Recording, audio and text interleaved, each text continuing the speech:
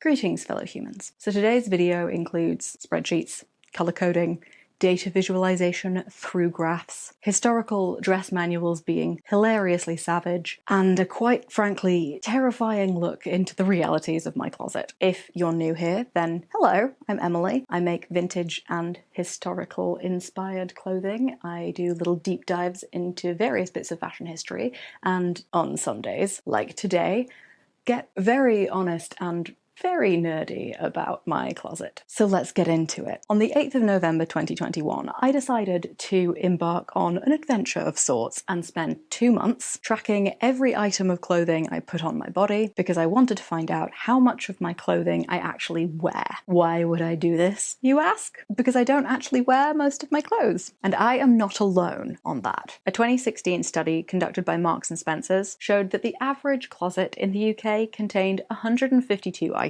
The study's participants wore less than 50% of their clothes regularly, and the average closet contains 57 unworn items. In fact, 1 in 20 of us have over 50 items in our closet that still have their tags on. And while it is comforting to know that I'm not the only person who owns far more clothing than they actually wear, I do still need to sort it out. Because despite repeated efforts to try and downsize my closet, I seem to perpetually have too many clothes to actually fit in my wardrobe, and I am completely and entirely sick of it. I've also always been really fascinated with the concept of the capsule wardrobe, and I was curious how close I was with the clothes that I actually wear to having one. So basically, a capsule wardrobe is made up of a relatively small number of basic, classic garments that can be combined in multiple ways to create the largest possible number of different outfits. And then to keep up with changes in fashion, a few seasonal items can be added into the mix, and accessories are used to change the appearance of an outfit without having to change many of its component parts. The term capsule wardrobe was coined by Susie Foe in the 1970s. The actual use of the phrase increased dramatically in the 80s, partly because Susie Foe released a book, and partly because of Donna Karan's 1985 debut 7 Easy Pieces collection. However, the concept of using interchangeable pieces to create a whole lot of looks is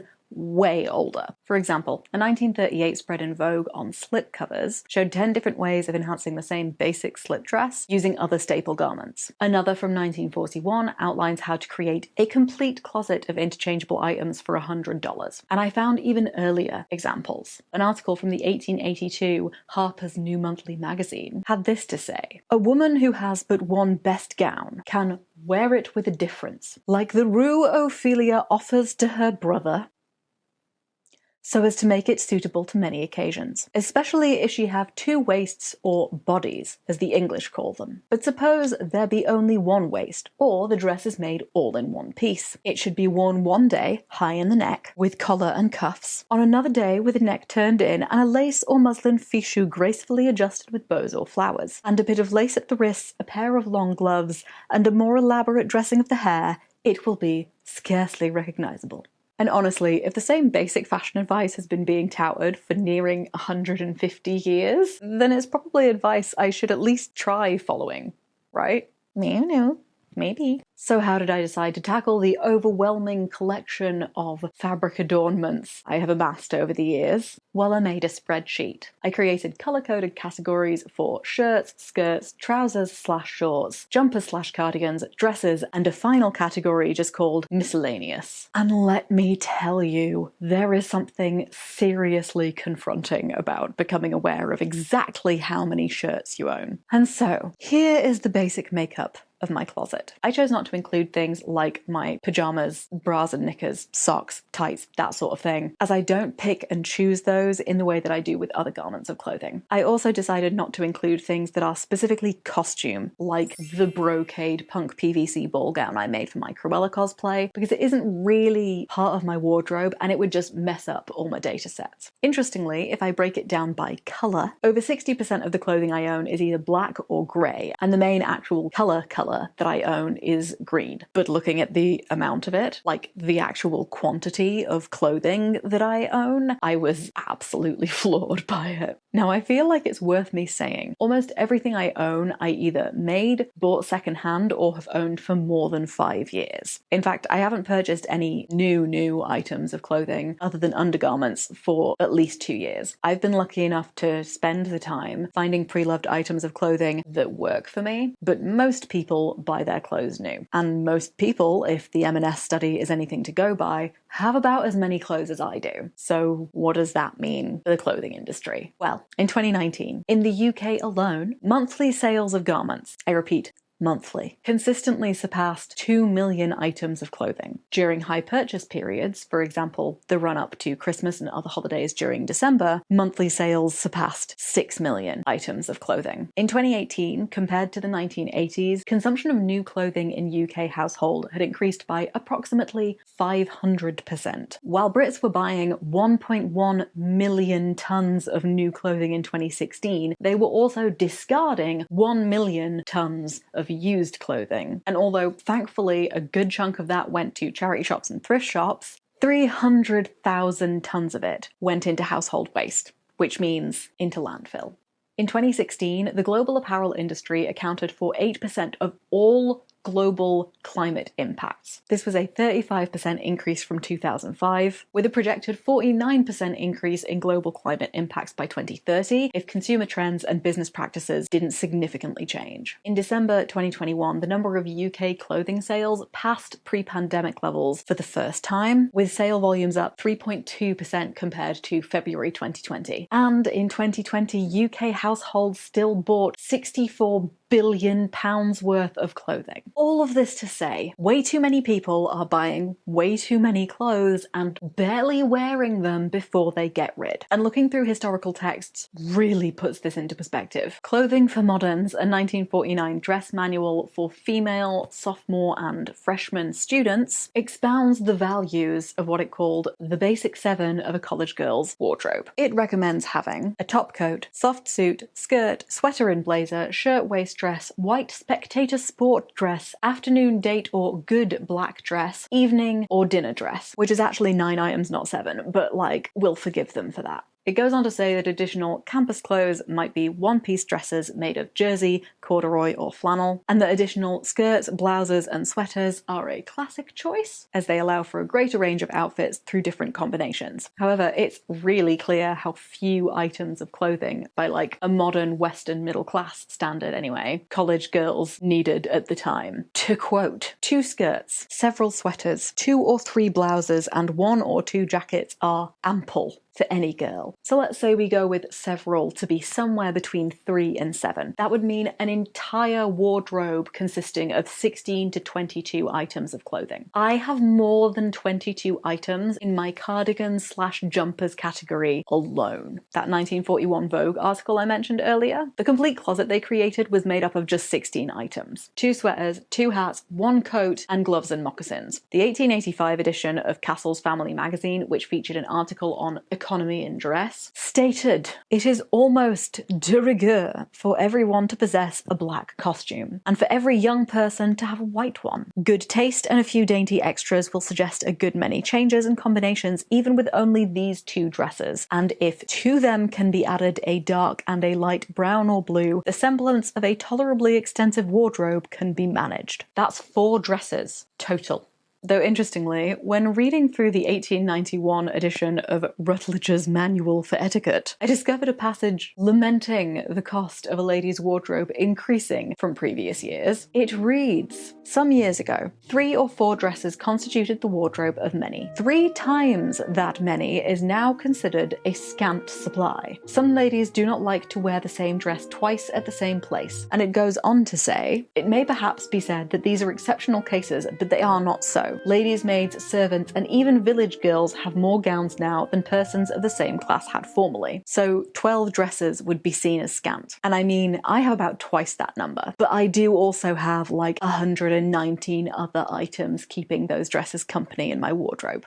So now that I'm back to talking about my closet, as I mentioned, I started tracking what I wore in my fancy colour-coded spreadsheet on the 8th of November 2021. The final day that I tracked was the 8th of January 2022. And to help me and you understand what all those little X marks I chucked into that spreadsheet mean, I made some graphs. I love graphs. The first thing I was curious about is how much of my clothing I actually wear. So I went through noting down the number of times I wore each item of clothing, and oh boy, I learned some stuff. 58% of my wardrobe went completely unworn. Now, some of that is seasonal. It didn't surprise me that I didn't wear my flowing spaghetti strap maxi dresses in the dead of British winter. However, there were plenty of seasonally appropriate items that I also didn't touch. I did wear a pretty significant portion of my wardrobe, about 42%, which is great, but this pie chart gives a much more positive picture of things, so let's get a bit more detailed, shall we? While I did wear 42% of my wardrobe, only about half of those garments were worn what I would call regularly. I broke down the difference between wear being occasional or regular based on the number of times I wore an item. So you can see the 85 items that weren't worn at all, but also that 31 items were only worn once. I decided to categorize that 21% as my occasionally worn clothing.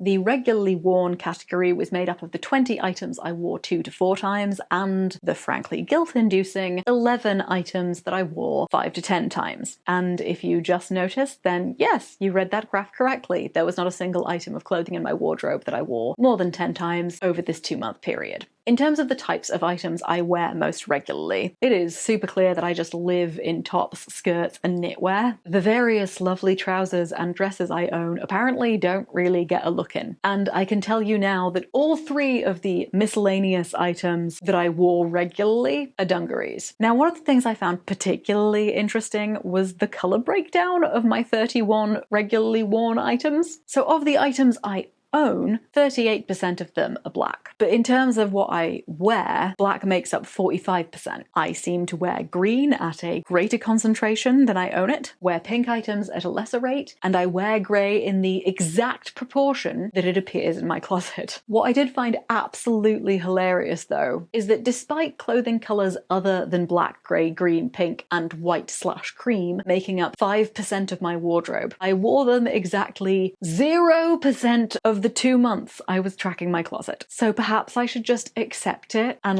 make peace with the fact that I just don't wear black or navy. I was also quite interested in the amount of time I spent clothed in the items I frequently wore. I knew how many of them there were, but I didn't know how often I was actually wearing them. So I did some math. Like I said, 8th of November 2021 to 8th of January 2022. There were 62 days tracked, with an average of 2.4 items worn per day, which means across those 62 days, I put on a total of 149 items of clothing. I decided to go through and tally up the total number of wears for that 21%. Those 31 items that I wore frequently, and the total number of times I put those 31 things on my body was a whopping 115 times. That is 77% of the items of clothing I put on my body for that 2-month period. Which is fascinating, because it means that adage of you wear 20% of your wardrobe 80% of the time is basically true, except that apparently for me it's I wear 21% of my wardrobe 77% of the time. So again, I got very curious and I wanted to see what the items I wore 5 or more times, which was only 11 items remember, looked like all together and how close that was to being a capsule wardrobe. And while that collection isn't totally functional as a capsule wardrobe, as it's made up of mostly skirts and cardigans and didn't really have enough shirts to make it work, as soon as I filled it out with some of the shirts, skirts and trousers that I wore 2 to 4 times, yeah, it looks like a capsule wardrobe. This also made me realize when I looked back at my spreadsheet that tops and shirts were the kind of garment I was the most likely to have only worn once. And a much, much larger percentage of my tops had only been worn once than for any other kind of garment. In fact, when I broke down the data, the amount of time I spent wearing my occasional, regular, and ultra-frequent shirts was pretty even overall, which actually makes a lot of sense. Because if I was basically wearing the same 4 to 7 skirts for 90% of my time, which the data says I was, then varying the shirts and tops that I wore is the thing that made my outfits look different. And that's actually completely in keeping with the overall advice given about building a capsule wardrobe, whether that advice is from the 1880s or the 1980s, because it all suggests having more tops, shirts, or bodices than any kind of lower garment. So was there any point to this whatsoever? Have I learned anything at all? Why yes. Yes I have. Quite a lot, actually. The first thing I'm taking away from this is that for me, comfort is absolutely king. There are a few things where I own a couple of items that are quite similar. And looking at my spreadsheets, my graphs, and my literal closet really made me realize that in instances like that, I will literally always choose the coziest and comfiest options out of the similar options. In fact, the only instance where I will choose the less comfy option is when the one that I like wearing isn't clean, so I can't wear it. So maybe, instead of owning like 4 or 5 black tops with an interesting contrast color, I should just let go of the ones I don't find comfortable and like do my laundry more often. Will she do it? Probably not. Meh.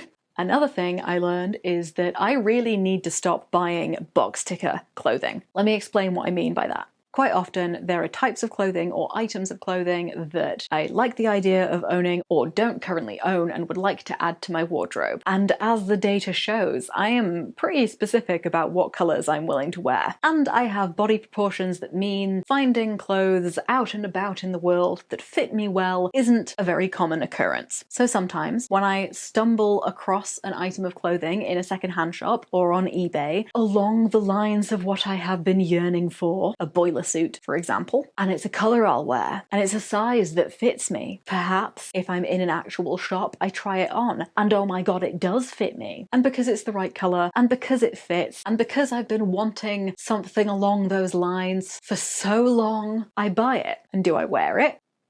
I think you already know the answer to that question.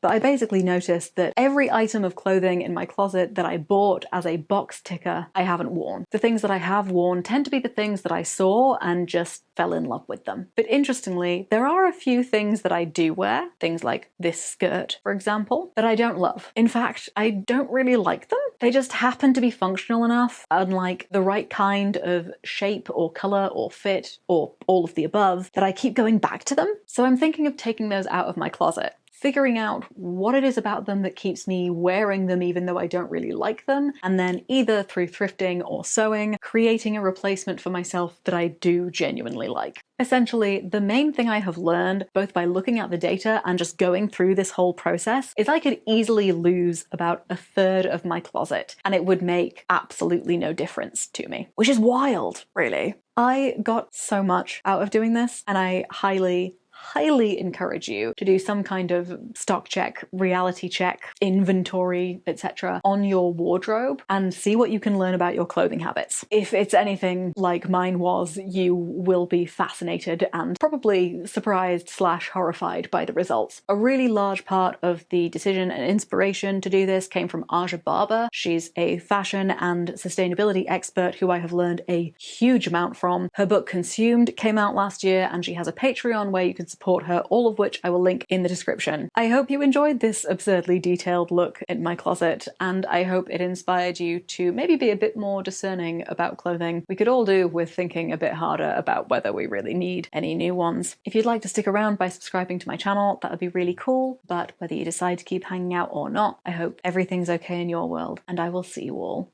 next time. Oh, I forgot to say, you can find a link to all of the sources I used for this in the description as well. Nerdy, spreadsheet, and graph-obsessed weirdo. Out. Bye. That's weird now. Data analysis. No. How goes.